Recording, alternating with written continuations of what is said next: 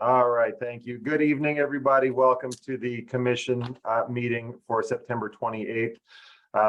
Ghosts of pandemic past. I am remote. I apologize for being remote, but COVID is ravaging my house, so I am sharing this meeting from home. But we have Manager McGill, Commissioner Silverman, and Commissioner Ranney in the chambers. So we will get started. I will call the meeting to order, and may I ask Vice President Silverman to lead us in the Pledge of Allegiance, please. Pledge allegiance to the flag of the United States of America and to the republic for which it stands, one nation, under God, indivisible, with liberty and justice for all.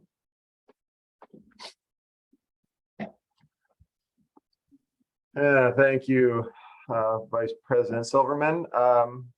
Manager McGill, roll call, please. Thank you, Mr. President. Commissioner Ranney, Here. Commissioner Silverman, Here. Commissioner Flynn, Present. and as Commissioner Flynn mentioned, Commissioner Grella is not able to join us this evening, and we currently have a vacancy for our Ward 3 Commissioner. Very good. Thank you, Manager McGill. Next up on the agenda, item number 1 is the manager's announcements, followed by the community highlights. Thank you, Mr. President. Prior to tonight's meeting, the commission met in executive session to receive legal advice from the solicitor. The next meeting of the commission will be held on Tuesday, October 11th. The meeting will begin in this room at 8 p.m. Here are the ways the public can participate: in person.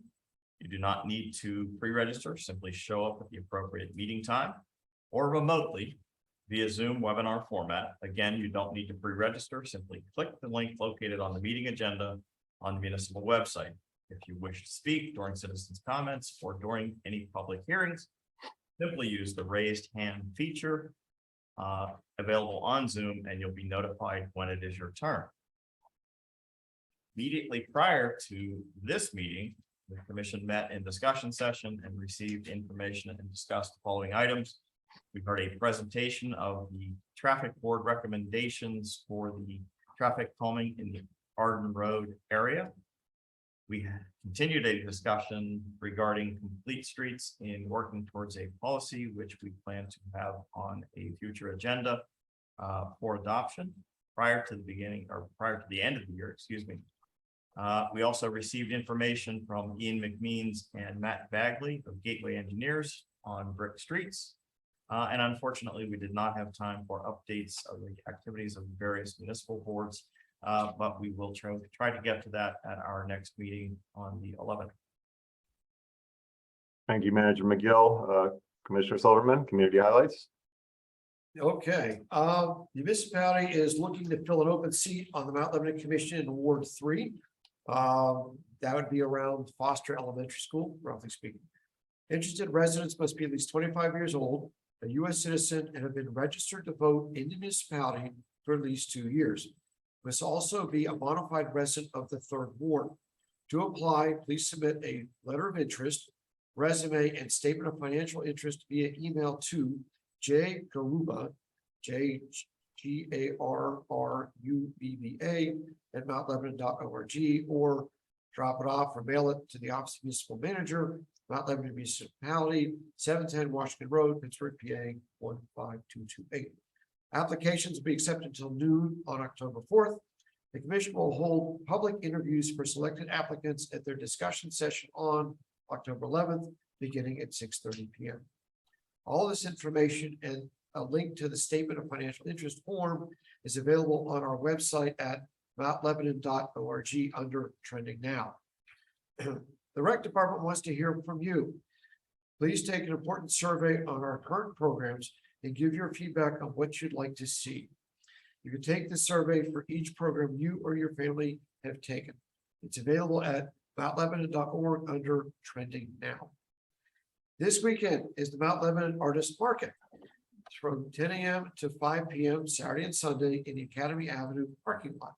The Arts Festival includes dozens of booths for the best artists in the region, also food trucks and family activities. Thanks to the Mount Lebanon Partnership for bringing such beauty and fun to our town. Also coming up is the annual fundraiser for the Mount Lebanon Historical Society. Their online auction starts September 30th. The VIP in-person event is October 6th at their building. It's 794 Washington Road. The liaison to that board, so a little plug for those guys. And last but not least, earlier this month, the commission unanimously passed a diversity, equity, and inclusion resolution, and belonging resolution, which will ensure that those values are part of everything we do at the municipality. Please check out the resolution as well as some of our ongoing efforts at mountlebanon.org/diversity and inclusion. And that is my report. Thank you, Commissioner Sivelman. Always fall is great in Mount Lebanon. There's always such great things going on. Look forward to participating. Next up on the agenda is Junior Commissioner Amy Tan. Commissioner Tan. Welcome. And she is- Good evening. I will begin my report with a brief update on high school activities. The high school open house on the 22nd was a success. Many families enjoy having the opportunity to meet their children's teachers, see the buildings, and learn about the curriculum. Next, after the high school activities fair, many clubs are back up and running. The remaining student class council elections were also held recently, but before elections, various student council committees were already working hard to plan the space-themed homecoming dance, which is going to be held on October 15th. Lastly, the high school orchestra recently got approval to continue planning for a trip to New York City in the spring. They're considering numerous fundraising ideas in an attempt to make this trip as accessible as possible. Next, I would like to continue with some updates about my comments last week on the community and high school connection, specifically through social media outreach. I've reached out to my peers on the student council in an effort to see how community issues would fit in with high school activities. The student council officers are willing to collaborate and share information through their social media accounts. The recent rec center survey was able to be shared on the Lebo 2023 Instagram account, which many high school students are aware of. I also tried submitting the information about the survey to morning announcements, but I was unable to do so. I learned from some faculty members that unless the information is school related, it will typically not be broadcast on TV announcements because doing so would open it up to any community member to survey or contact students via a student leader. Knowing this, I will redirect my efforts to focus on communication within the bounds of student council and appropriate social media channels. Lastly, I would like to end my report by introducing some student concerns that I've been made aware of. Many students are adamant about getting the cafeteria's soup bar and deli back. I've received many passionate comments on this topic, but I have very little knowledge on the goals and budget of the high school food department. Additionally, several students have been inquiring about whether or not there can be anything to be done about the cafeteria's food waste. To my knowledge, a lot of extra food is thrown away at the end of each day. And again, there's a lot I would need to learn about this issue because there's so many safety standards and legal barriers, but I wanted to share these concerns in case it would be relevant to the municipality's work or perhaps the Environmental Sustainability Board. This concludes my report for September 28th. Thank you. Thank you, Commissioner Tan. Really do appreciate it. And I can tell you that a lot of work has gone into the food waste, especially at the high school. I know that at least my recollection is that the cafeteria or the kitchens at the high school do compost. It's behind the scenes. It's not done, in the cafeteria itself. That's obviously other challenges. But I know that many PTAs and various groups are very interested in food waste. And I know the district is very active on the topic as well. So it is something that a lot of people are looking at very actively. Definitely keep pushing, if that's of interest. But I know a lot of people have been putting a lot of effort into that topic. If the ESB can help, we will definitely raise it. And I'll just add, if you'd like to email me, I'm happy to put you in contact with the school board president, vice president, and you can start that dialogue at that area as well, if you'd like. Thank you, Commissioner Rennie. All right, fantastic. Next up on the agenda is citizens' comments. Commissioner Silverman, would you do the honors of facilitating in the room? Sure, I'm gonna start by reading our comments, so kind of the rules of such, if you will. This is an opportunity for any resident to express an opinion on any topic pertaining to local government. The Commission enjoys hearing from the public on various issues and learning about items to address in the future. If you have specific questions, we will try and answer them at the end of your comments. If we can't, we commit to getting you the answers as soon as possible. When I call your name, please come to the podium to address the commission. Please state your name and address for the record. In fairness, we ask that each speaker share their thoughts for 5 minutes maximum. The community is as good as each person in this room. We work together to make this a community that we can all be proud of, and we hope the dialogue remains respectful. We also appreciate the audience's efforts to refrain from any behavior that is disruptive or might intimidate free speech. First on the list is Aaron Timmerman. Come on down, please. Welcome. Good evening, everyone. I'm here to speak on the Arden traffic calming issue. My name is Erin Timmerman, Timmerman, and my husband Joe Timmerman is also here. My address is 139 Overlook Drive. That's at the corner of Arden. So we're at that jagged intersection that was coming up during the discussion session over Zoom, which I did listen to, as did my husband. Overall, we're very pleased with all of the report that Gateway put together. It's, as one of the traffic board members said, brilliant. The one part that we're a little disappointed in is the Overlook intersection itself, which is definitely a safety hazard. People gun through that intersection at a very unnatural angle. And so if there's any reconsideration beyond the paint, I think that could be very useful. We've been with this since the beginning, collecting signatures through COVID, through the traffic board, now here. So we thank you all for your time and attention, and we hope you commit fully to this project. Thank you. Thank you. Next on the list is Jeff Stiegler. Sorry about that. That's quite right. Evening Commissioners, Jeff Sigler, 457 Arden Road, also here in support of the Arden Road traffic calming measure. So I think that, yeah, in essence, we moved to that street because we love the residential feel of it. But that's pretty much negated by the amount of traffic, or at least what we had aspired to live on a very residential street. But the traffic is pretty overwhelming. And what I think is sort of the toughest part to endure is that, we wanted to live in a residential neighborhood, yet we have to forego that opportunity because someone else in another neighborhood did not want to. They wanted to live in a car-friendly neighborhood. So what we really are doing thousands of times a day is making sure that somebody else gets back to their home or to their office much quicker, with sacrificing our own safety, our children's safety, our quality of life. And so it somewhat negates the idea of being in a walkable neighborhood. And a good example of that was we had a block party Saturday evening. And we had neighbors who've lived there since the 70s. It was the first time where they met one another, which is a pretty startling indication of how much traffic goes down that street that keeps people separated. And that's kind of an open wound that I don't think that allows the interaction that you'd expect a street like that to have. So fully in support of all the traffic calming measures, and including the one on Outlook that might be stripped away. I think that's really important.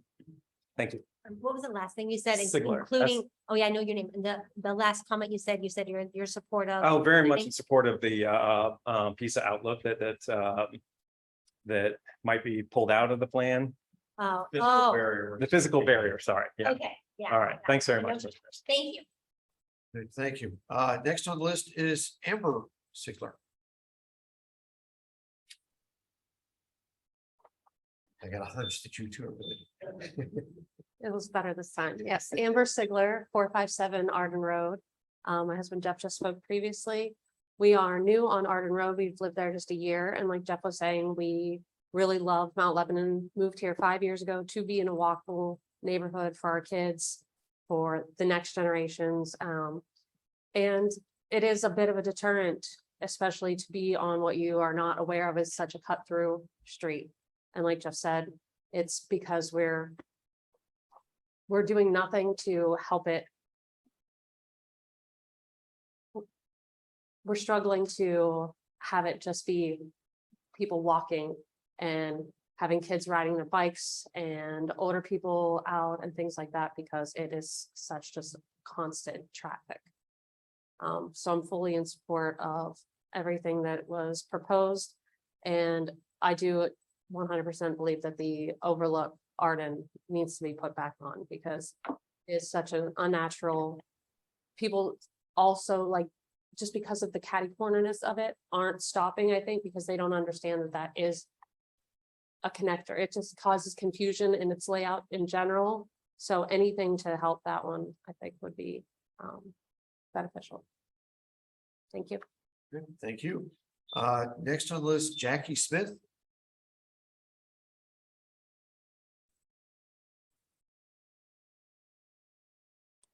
Hi, my name is Jackie Smith. I live at 133 Marlin West, which is one house from the intersection with Arden. Just to add to everything that everyone else has already said, this is a real safety issue. I have 3 children, so it's something that I see and think about every single day. People are clearly treating Arden and really Marlin and McCann and Overlook as cut-throughs. And they're just trying to shave a little bit of time off to get to and from work or wherever they're going. A lot of people do not stop at the different intersections. I see and hear this every single day. The intersection with McCann, the intersection with the Marlins, Overlook, just barreling through the intersections. Last week, there was an accident right at the intersection of Marlin West and Arden, which is one house away from our home. And everyone was okay, but clearly what happened is the person coming down Marlin West went through the stop sign and crashed straight on into someone going up Arden toward Overlook. It's a real safety issue. People are just doing kind of whatever they need to do to get to wherever they're going as fast as they can go. I just think speed humps near that particular intersection would be very beneficial, particularly to all the kids, all the people that just walk the streets on an everyday basis. I think our neighborhood needs this to lower the volume. And also, I think after the pandemic, a lot of people's attention spans have lowered. And I think a lot of drivers are becoming more and more impatient. And so I do think that these measures would help. Thank you. Thank you. Next on the list, Christine Keeling.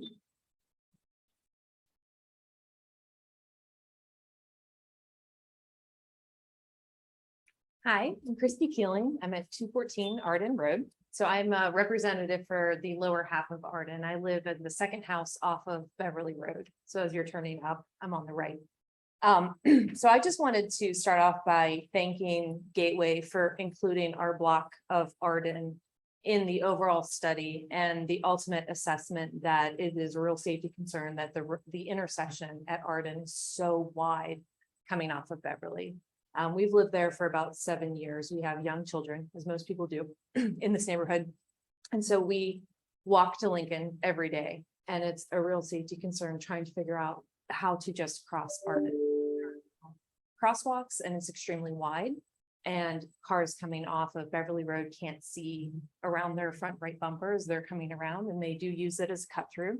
So a lot of times you'll find cars that are actually accelerating off of Beverly Road up Arden right in front of our house.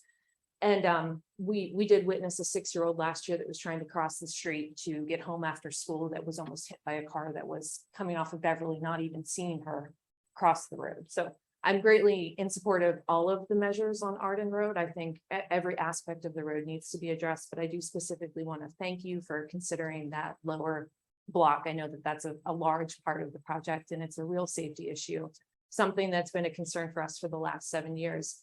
And it's interesting what Jeff said. It hadn't occurred to me before about how we don't know people on our street because we don't go out on our street. And in 7 years, I haven't allowed my children to leave our front porch because I lie in bed at night thinking that, or like imagining them getting hit on the sidewalk of Arden, just being clipped by somebody coming up. So thank you very much. I'm in support of it, obviously, all of it. So thanks. Thank you. Next up, Jenny Werlat, am I pronouncing that right? Jenny Ford. I thank you first, for considering all of these issues. I moved to Arden, in 2018. I grew up in Upper Sinclair and, my family and I came back from New York and we specifically picked Mount Lebanon because we wanted, a different feel and a walking area. And after looking at a ton of houses, we picked the Lincoln area because we wanted to be able to walk to Beverly and all that. And we came to our first block party and I remember being, before we had moved in, very surprised and a little bit disappointed to hear all of the conversation about Arden being a cut through and all of the traffic on it, because we just didn't really know. And we live at 304 Arden is my address, which is the first house in off of the big overlook intersection. So I'm very supportive of anything that can be done there. I think that that area is extremely confusing. Number one, people just, you can tell people don't even know if they should put their blinker on. Some people do because they think they're turning, but they're really going straight. So that's confusing. And I've seen a number of people almost get into accidents there. And people just don't stop at that intersection. I think they don't know where to stop. And you just constantly see people like rolling through, which is not safe when everyone is doing it at the same time. And to echo some things that other people have said, I have two little kids. One is a first grader at Lincoln, and we're very lucky that we have a crossing guard at that intersection. So we walk there, and that's the only time I really feel safe letting my kids, walk around even with us. It's always an issue that you have to be aware of. And then I also really support any calming solutions down by the area that Christy was just talking about. After I take my kids to Lincoln, I walk to my office, which is on McFarland. So down that area and back up Arden to my home, and you can see how fast people go around that corner. And it's very unsafe to walk in that area. So I strongly support everything that you guys are considering doing. Okay, thank you for your comments. And last on the list, Dan Alwan.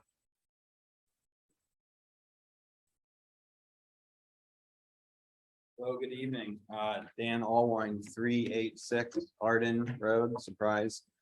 Just want to thank you all and especially Mike Haberman, who's been guiding our neighborhood through this 3.5-year process. I think, we've got dozens of signatures from Cochrane the whole way to Beverly.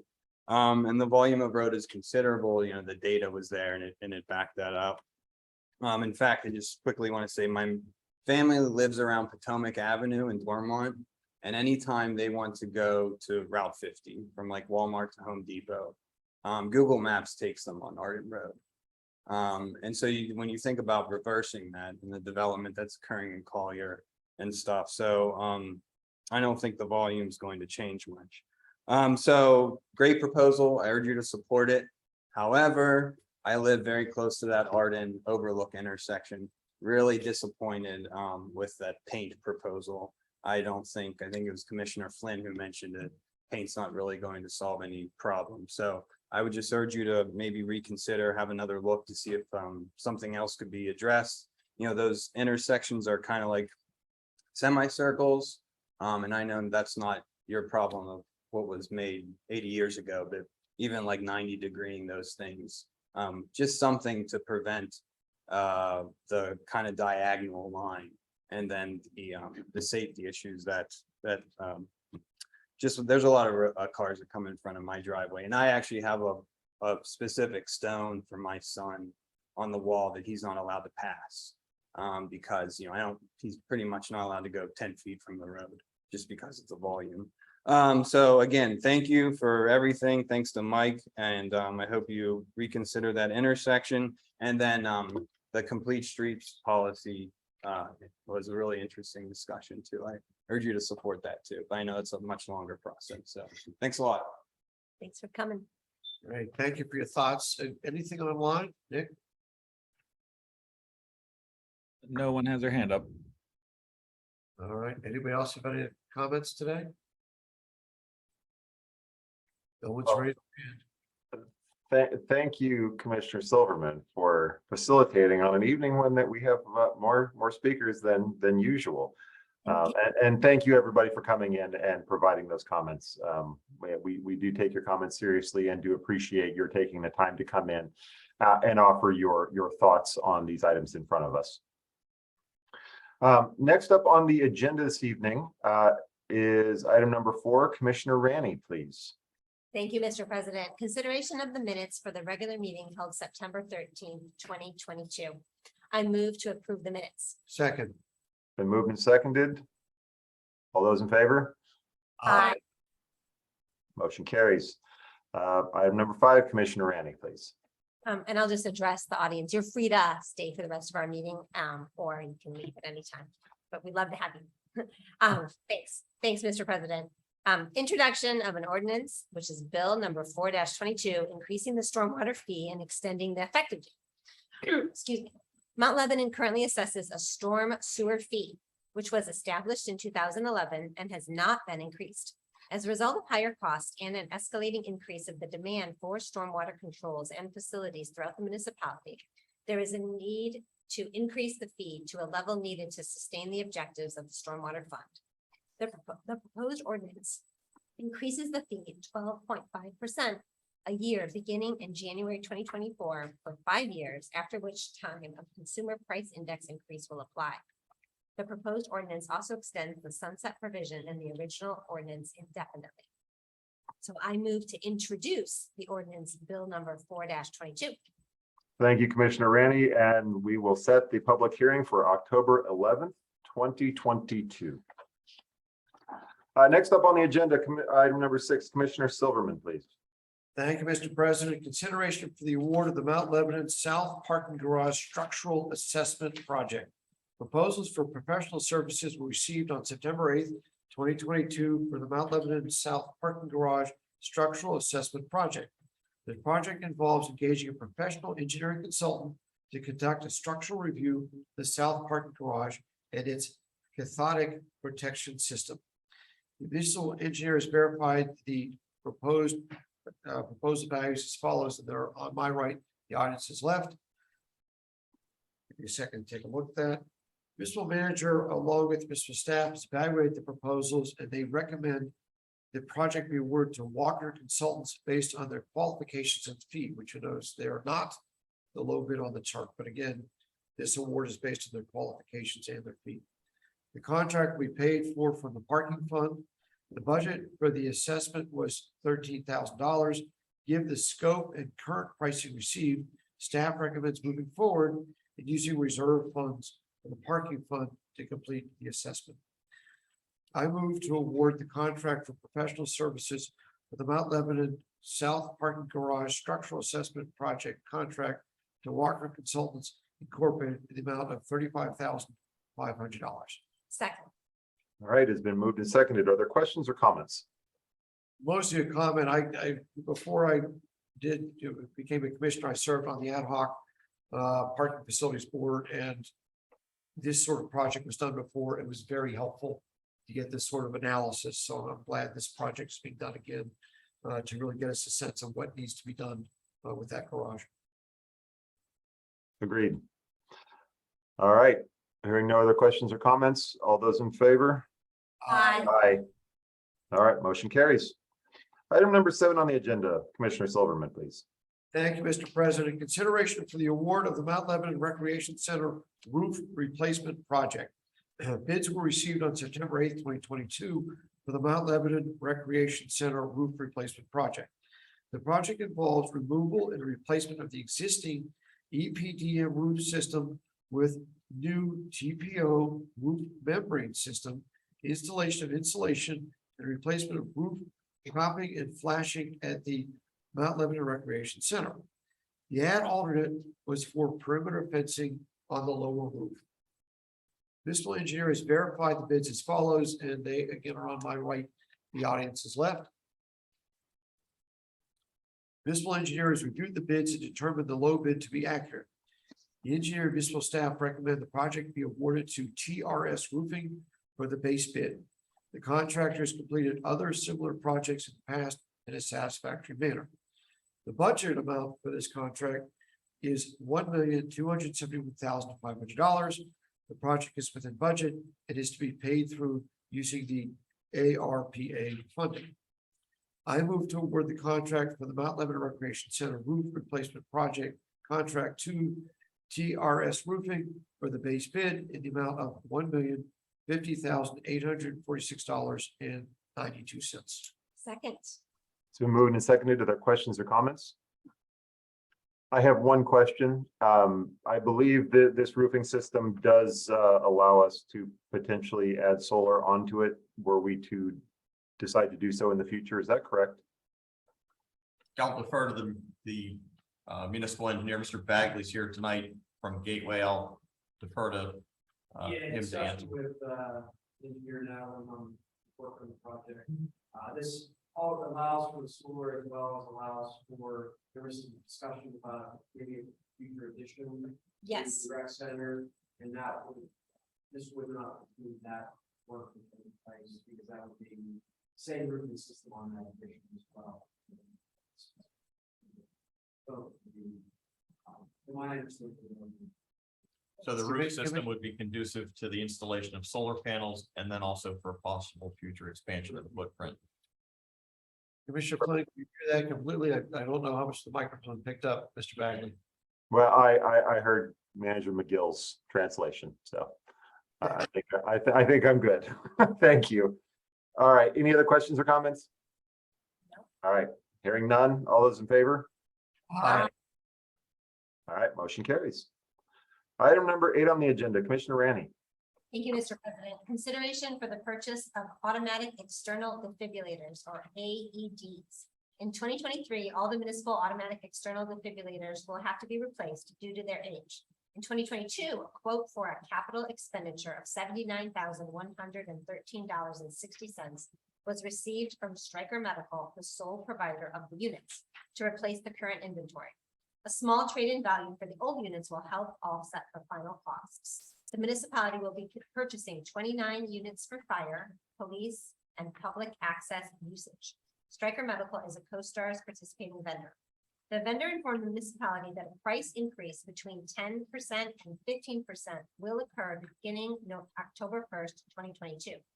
This will increase the overall cost of the project between $8,000 and $12,000. To avoid this price increase, the municipality can order the AEDs prior to September 30th, 2022. Due to the lead time for these units, payment is not expected to be required until after the first of the year. This item is not budgeted for 2022. There is sufficient capacity within the general fund to encumber the funds to purchase in 2023. If approved, this item will be included in the 2022 budget amendment. So I move to purchase 29 automatic external defibrillators, AEDs from Stryker Medical at a cost not to exceed $79,113.60. Second.